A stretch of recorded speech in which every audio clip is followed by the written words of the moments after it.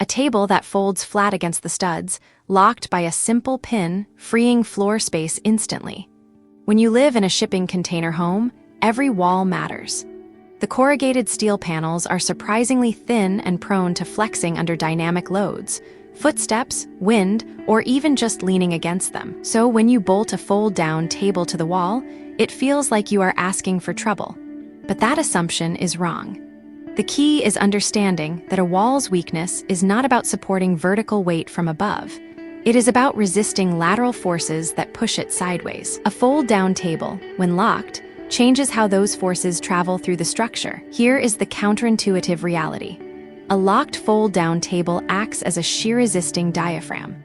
Once the tabletop is locked in the horizontal position, the hinges and brackets transfer lateral loads from the wall into the tabletop, which distributes that force across a wider area. Instead of one stud taking all the weight, the entire wall section shares it. The tabletop becomes a rigid plane that ties multiple wall studs together, similar to how plywood sheathing reinforces a timber frame. This load-sharing effect is what turns a potential weak point into a structural asset. This is not just a clever hack. The principle is used in blast-resistant construction. Patents dating back to 2008 describe reinforcing container walls using panels that absorb blast forces and limit deflection. The same mechanism works at a smaller scale with a heavy-duty folding bracket rated up to 50 kilograms per support. The physics are identical. A rigid panel attached to a flexible wall creates a composite structure that resists bending far better than the wall alone. In blast scenarios, this prevents catastrophic failure. In a container home, it stops annoying wall flex and keeps your artwork straight. For shipping containers used as homes or workshops, structural bracing is critical. ISO container walls are prone to deflection under dynamic loads, as shown in real-scale explosion tests from 2024. A locked table effectively acts as a temporary brace, sharing the load and reducing wall flex. It eliminates the need for additional bracing members while giving you functional surface space. This is particularly valuable in a container because the walls are not designed for lateral loads the way a conventional timber-framed wall is. The corrugation gives them vertical strength, but sideways force is a different story. But here is the catch. The table needs to be properly locked. The mechanism matters. Heavy-duty folding brackets transfer loads directly into the wall framing. A flimsy latch or a loose hinge will not work. The table must create a rigid triangle between the wall, the bracket, and the tabletop. Without that rigidity, it is just a shelf. A shelf hangs from the wall and adds weight. A locked table resists movement in two directions, which is what makes it a brace. The triangle is the strongest geometric shape, and that is exactly what you are building. The thickness also matters. An 18 mm tabletop is thick enough to resist bending without adding excessive weight. Thinner panels flex under load, reducing the bracing effect. Thicker panels add unnecessary weight and stress to the hinges. 18 mm is the sweet spot, rigid enough to transfer load, light enough to fold up easily. This thickness also ensures that the tabletop itself does not become a weak link in the load path. If the top bends, the force does not get transferred to the brackets. It gets absorbed by the bending panel, which defeats the purpose. Think of it like a cantilever beam in reverse. A cantilever projecting from a wall experiences maximum stress at the fixed support. But when you lock the table, you are effectively converting that cantilever into a propped beam. The lock at the outer edge creates a second support point, turning a bending problem into a compression and tension problem, which the wall handles much better. The outer edge of the table pushes against the wall or floor, creating a compressive force that the container wall can easily resist because compression is what corrugated steel does best. Bending, however, is its weakness. This is why conventional fold-down tables are often built with lightweight materials. They are designed to hold a coffee cup, not to reinforce a wall. But if you upgrade to a thick panel and proper brackets, you get both functions: a work surface and a structural brace. It is a 2-for-1 upgrade that costs little more than the hardware. The extra cost of thicker plywood is minimal compared to the cost of adding separate steel bracing, and you get a more functional space in the process.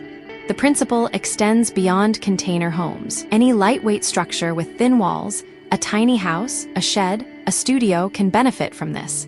A locked fold-down table adds rigidity without permanent bracing. When you fold it up, the wall returns to its normal state. You get temporary reinforcement on demand. This is perfect for spaces that need to remain flexible. You can have a clear wall for most of the day and a reinforced work surface when you need it. Let us look at the numbers.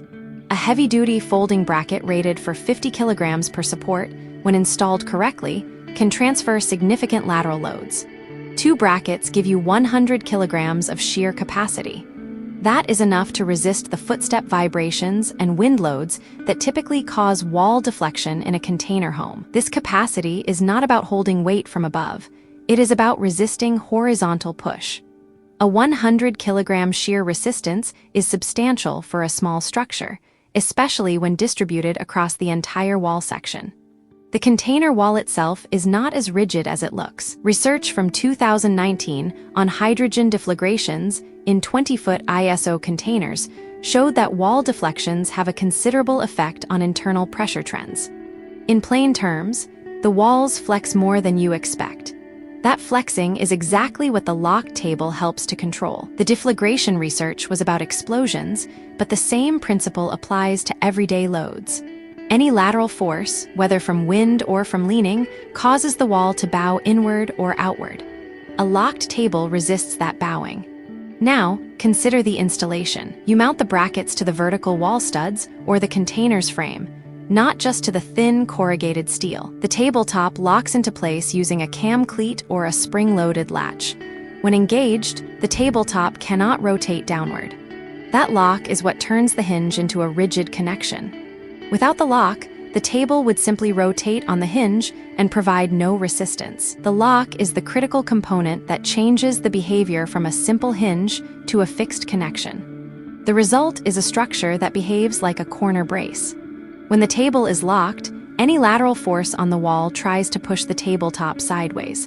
But because the tabletop is rigid and locked, it resists that movement. The force is transferred through the brackets and into the floor or the opposite wall, depending on how the table is oriented. If the table is mounted on a side wall, the force goes into the floor through the table's legs or support struts. If it is mounted on an end wall, the force goes into the adjacent walls.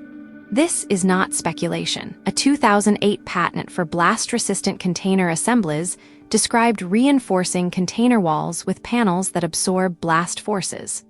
The principle, using a rigid panel to distribute load across a wider area, is identical to what a locked table does. The table is just a more useful version of the same idea. Instead of a dedicated bracing panel that serves no other purpose, you get a work surface that also braces the wall. That is the elegance of the solution. One common concern is that the table might rattle or loosen over time. That is a valid worry. But with proper hardware, grade 8 bolts, lock washers, and thread locking compound, the connection remains solid.